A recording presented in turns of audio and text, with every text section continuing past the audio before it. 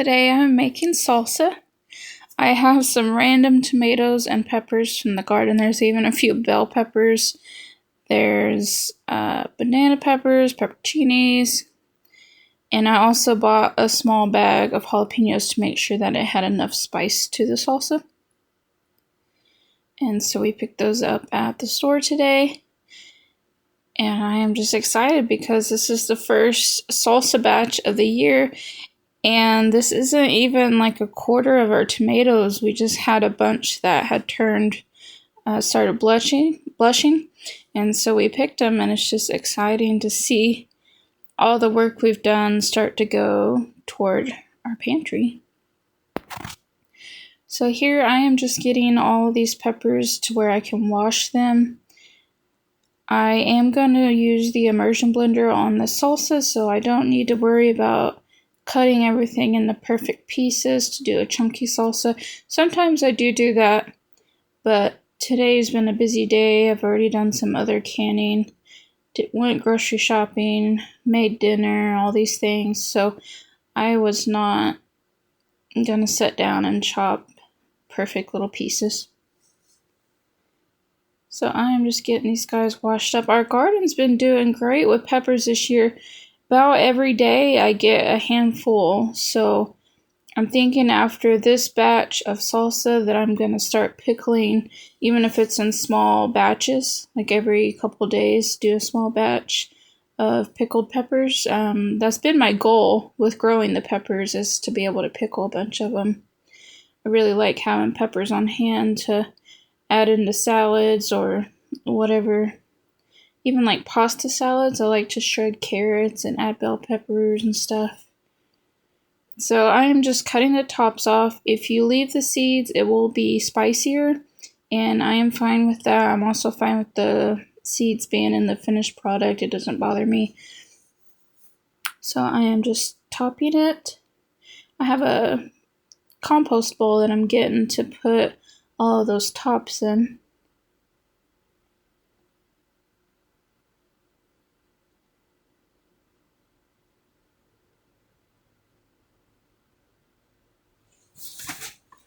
Honestly, I'm not sure which ones of these peppers are the banana peppers versus the pepperoncinis. Maybe they're kind of the same thing. I just grew a lot of different types of pepper plants, and I don't remember what all is what. I am starting to get a lot of small green ones that I'm thinking are the just chili peppers from a Dollar Tree packet. So we'll see. I did plant some that are like multiple colors, so we'll see what they turn, and then I'll know. But based on their shape and size, I'm thinking they might be those Dollar Tree ones, and that's exciting because there's 2 or 3 plants that are just loaded with them. So it's nice to know that little $1.25. Actually, I think their seed packets were like 30 cents. I did have a green tomato that was on the ground outside, so we just ended up throwing it in with the salsa. No reason to waste it. I have noticed, I will show you guys, so I'm growing, if you'll see here in a minute, the yellow tomatoes.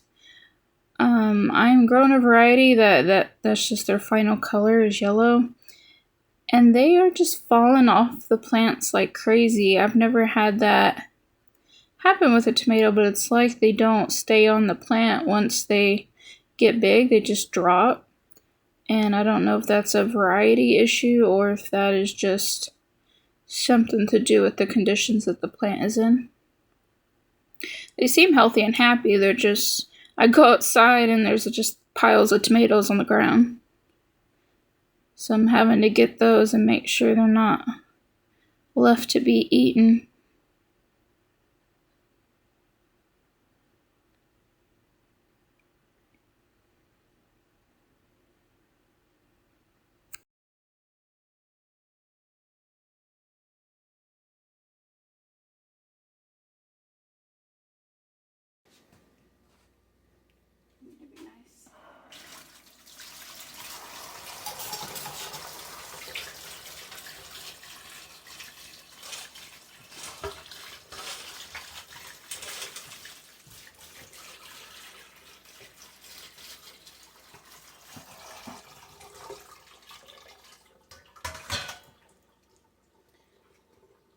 So I've got everything washed, and what I'm gonna do is I'm actually just gonna send it through the food processor. I'm wanting to make more of a restaurant style salsa.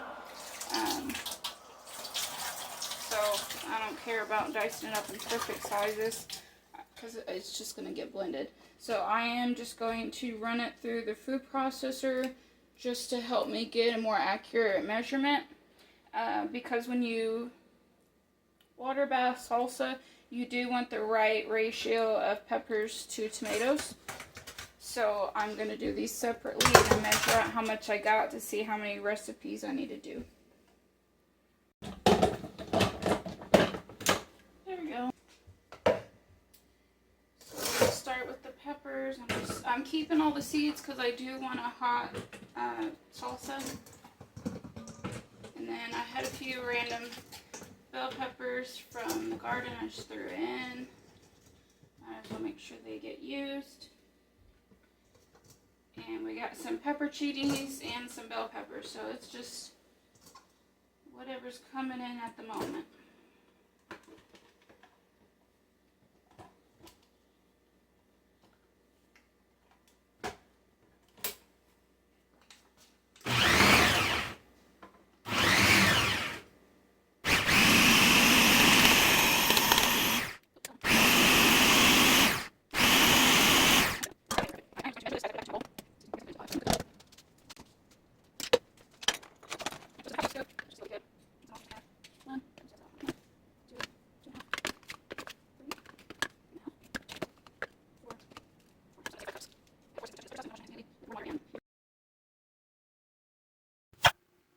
In this salsa today, I am leaving the tomato skins and the like the pit and the seeds. I don't mind those things when it's in a salsa.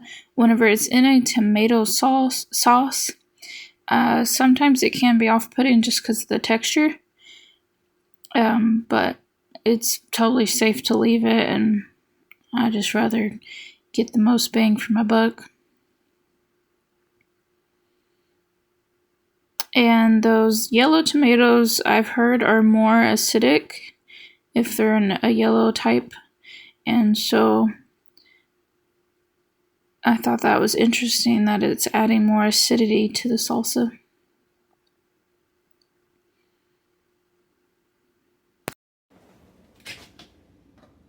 Alright, we're to the point I need to start measuring so I can have some more room in here. I'm going to use that same measuring scoop. There's a half. 1 1.5. 2. 2.5.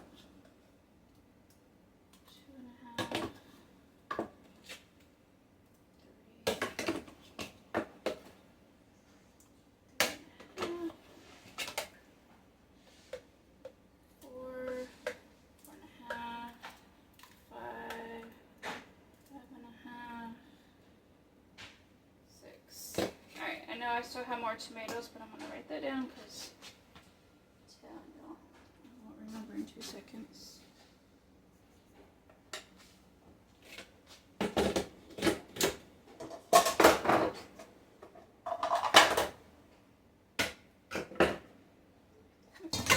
going to pour the rest of these in here. Strain it over. Making a mess everywhere.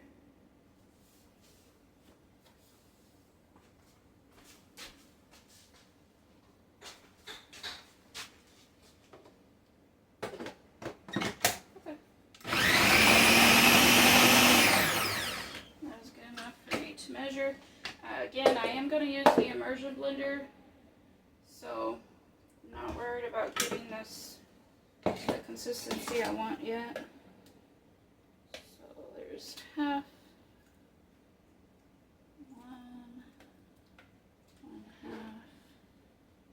We'll say about 2 because some of those weren't as heavy. So about 8 cups of tomatoes. I also have few cans of tomatoes, like number 10 cans, if I do end up needing more tomatoes. And there's quite a bit out in the garden, but it's It's dark. I don't think I'm going out there. Alright, so 8 cups of tomatoes. Alright, I am going to check my book and do some math. Okay, so this is the book I'm using. You can see it's been used a lot. So I was gonna do the spicy tomato salsa, but it turns out it doesn't call for very many peppers, and the jalapeno salsa calls for equal parts. So I'm thinking it's not going to make it unsafe to have a little more tomatoes than I have peppers. So that is more the recipe that I'm going to be following. Okay, I am going to need my bigger pot. It's not my big one, but bigger than this. I don't know what I was thinking. Thinking all this would fit. Still have cilantro, garlic, everything else to add. Hope that was tomato juice and not pepper juice. Getting my Oh. If you have any kind of breathing problems, you want to be able to do this outside or with the doors open. Because those jalapenos will sure make pepper spray in your house. Even if you have little kids, it'll choke everybody up. Okay, I am going to cheat and just throw my onion through the food processor too.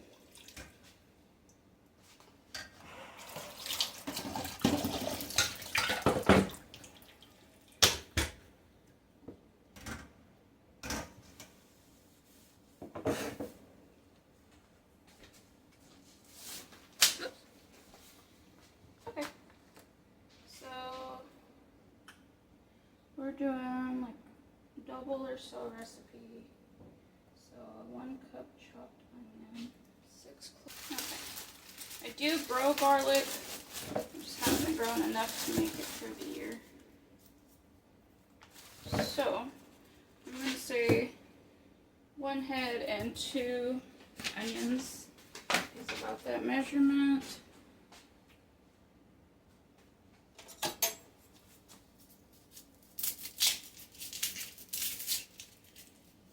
So if you guys compost, so onions and garlic are not good for the compost. I've seen a lot of people do that.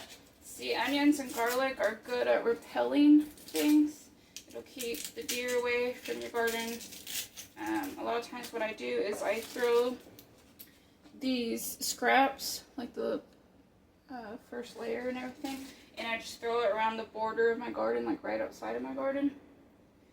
And it'll keep snakes away. It just stinks. So of course you have to smell it every time you're out there too. But it keeps everything out. Not everything. The lizards don't seem to mind it. And I like the lizards, so that's cool with me. So if you're looking for a natural snake repellent, I do recommend that. I've been doing it for a few years now. I have plenty of snakes on my property, but I just throw it around the areas we really hang out, and then we never have snakes in those areas. I am going to throw these into a bowl so we can do that.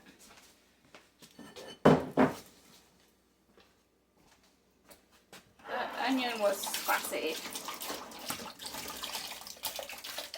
Okay. Get my garlic.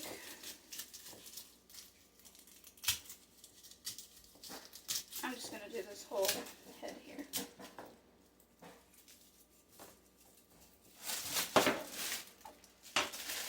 We love salsa. Me and my son really love salsa, and it's one of the easier things to can. So this one I'm making it like a restaurant style, so since it's going to get the immersion blender taken to it, it's going to be real easy to can. If you want to real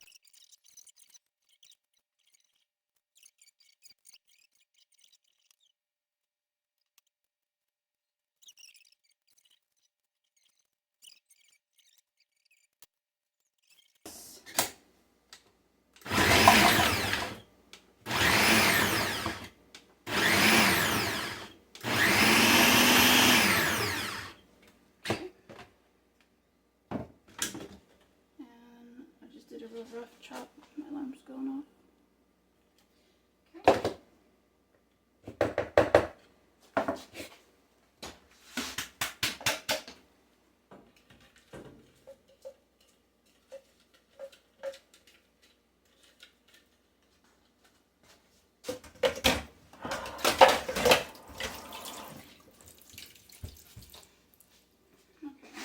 Turn this on medium. I need to see what else I need for lunch. Because I know my pepper tomato ratio, because you just want it to be acidic enough because you're water bathing it.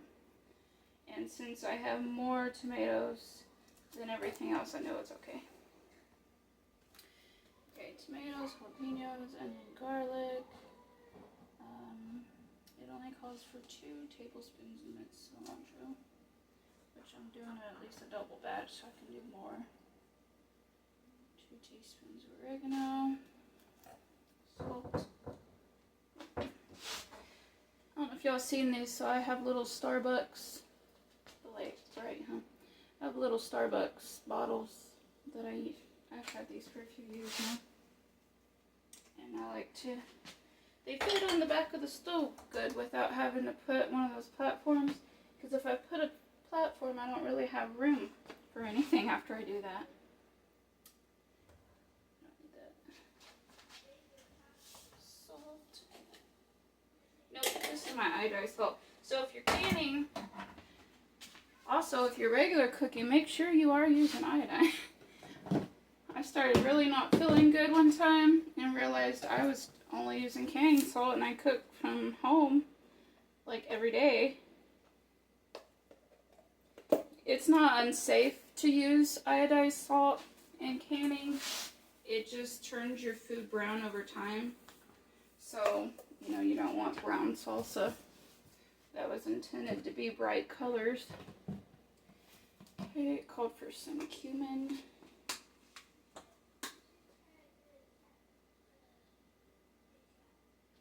And I have fresh cilantro to put into it.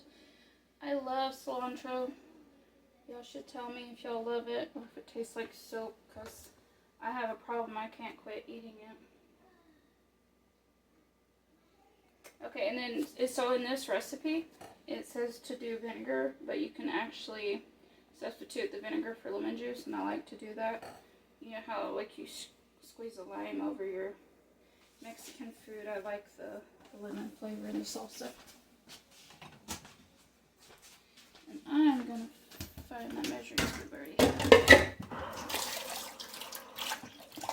So it calls for a half a cup of lemon juice. I'll show you. When I make these recipes, I like to write the little notes where I've changed stuff. So I put down here that, because I've already researched it and it said to use equal parts to substitute it. So since this is a little more than a double recipe, I am going to do, I'm going to do 1.5. It's not going to hurt me to have extra lemon in there.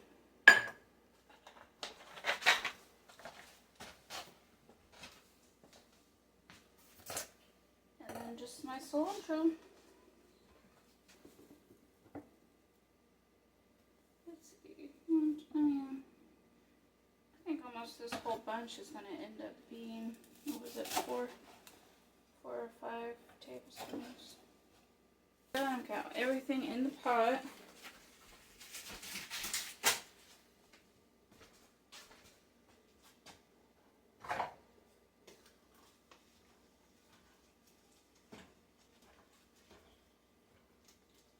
Yeah, and it's nice and thick. Right after I added that extra lemon juice, I thought, oh no, I'm going to make it watery. But it's fine.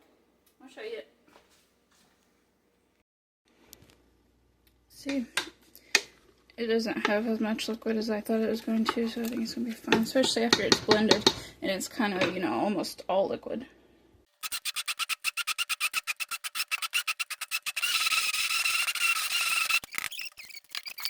Okay, I am opening a new box of jars. It's not very often that I need to anymore. So, when you buy new jars, you do want to wash them because they can have like glass dust in them or dust from the factory. So you do want to give them a quick wash. So what I do is I take off the lids, and the lids I'll just rinse. So used to, they said that you needed to sanitize your jars. So people would either soak them like in a pot of hot water to sanitize them. They've actually realized that you don't have to do that. It is sterile enough without doing that. You also used to, they would say, you put these guys in a pot of boiling water to soften them up and to sanitize them. You don't have to do that anymore. If you do, that's fine. It's just not a necessary step.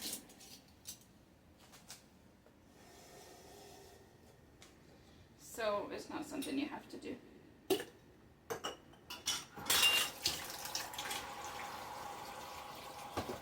I guess I started canning about the time they started changing that, because I was doing that at first. And then I heard someone saying you didn't have to, and then all of a sudden everyone was saying you didn't have to, so that was nice.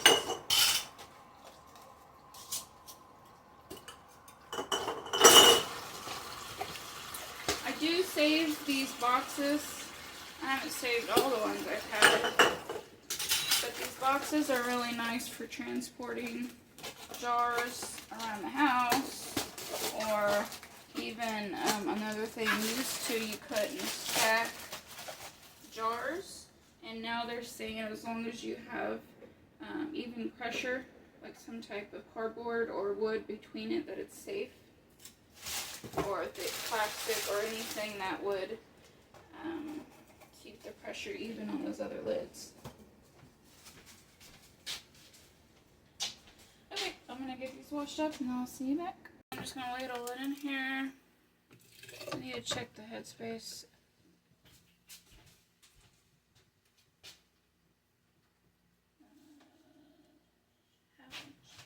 Okay. So the headspace is just the amount of room between the product and the lid. So for things that are greasy, you want to have an inch.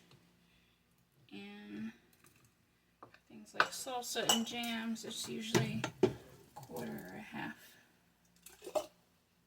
And for the salsa, it is a half. There is a chunk of pepper we missed.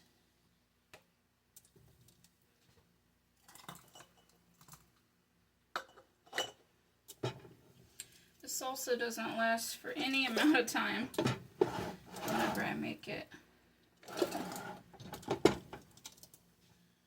We're always still buying salsa. I don't think I could even can enough to possibly supply us.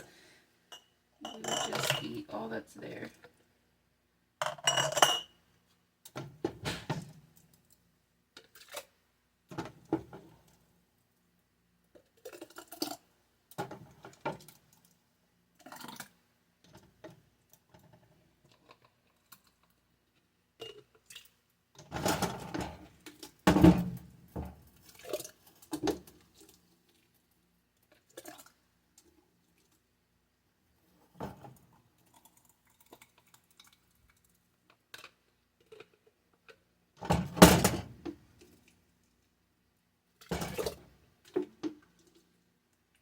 Smells really good.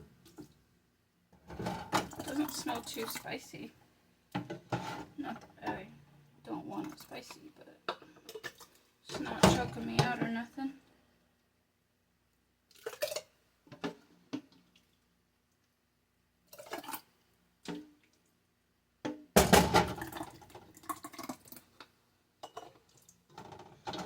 You're getting down to the nitty-gritty.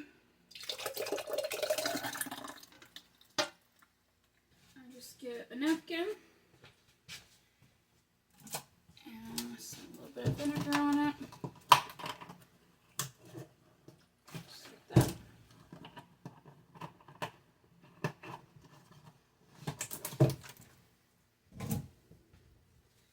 And then you just just clean off just the top. You just want that seal to have a clean place to seal to. Now if I was doing a chunkier salsa, I would debubble, which is where you just get the bubbles out, and that just kind of helps your food actually be at the right headspace. I don't worry about it when it's a sauce. Debubbling is not something that's like gonna make it unsafe to do. It's just you want the best product if you're gonna do all the work of canning it. And on some things, you'll can it and then realize there's a bunch of space still in the jar after all that air boiled out of it. So you don't want to tighten these tight. You just want them basically to hold the lid in place. So when they say fingertip tight, it's where you use just your fingers, not your wrist. And it's just because this is not holding this on after it's canned. You're going to take this off. It is just holding it so that that seal there, my nails are terrible, I know. Oops. You just want that seal held in place. And it actually doesn't seal while you're canning it. Some people don't realize that. It's sealing afterwards during the cool down process. Canning it in the pot is actually just to get it to be a safe product, to cook out all the different bacteria that they've tested it for and things. Okay, I'm going to get my water bath canner out. Okay, so I have my water bath canner here. It is just a big pot. If you have a big pot, you can use that. They do make, see, this is a rack. So this rack holds your jars. This is convenience because it pulls them up and it lowers them down. But they make like little mats, and you can even use just a dish towel in the bottom, just any kind of something to keep the jar from touching the bottom of your pan. And so if you're a beginner canner and you don't know if you're committed yet, just use a big pot. So on these racks though, you do want to load it evenly. So you want to put opposite sides because it'll topple over while you're loading it or unloading it. Whoop, I forgot to bring on that one. That was close. And also, if you're a beginner, you want to put hot foods in the hot jars. It's glass, so just think about like your cookware. You don't want to just, you know, slam down something that's hot into a cold place, vice versa. It doesn't have to be hot necessarily, it just can't be cold. So you want it like room temperature if you're adding it to something hot. So I've put hot water from the sink, putting it on the stove. It's going to get hot pretty fast. You do want an inch or two of water over the tops. So you see this one little jar is standing up above. I've kind of got this crowded. I am going to add some water so that he's submerged. Okay, so this is a rolling boil. This means that it's boiling so hard it can't be stirred down.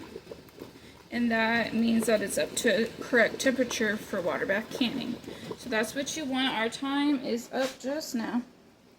So I am going to show you what I do when our time is up.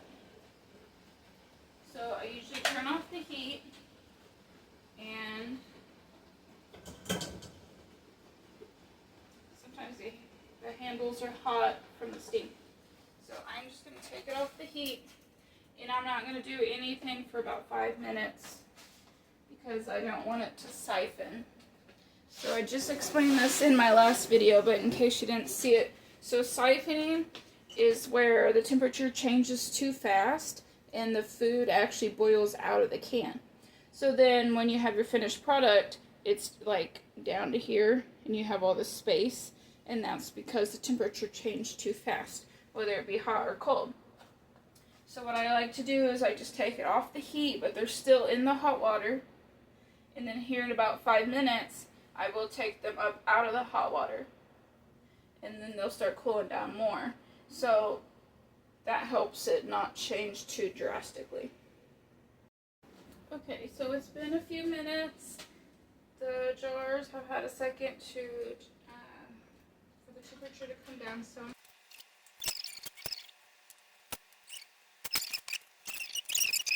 Got 3, 6, 8 jars of salsa. Not too bad for just a little harvest from the garden.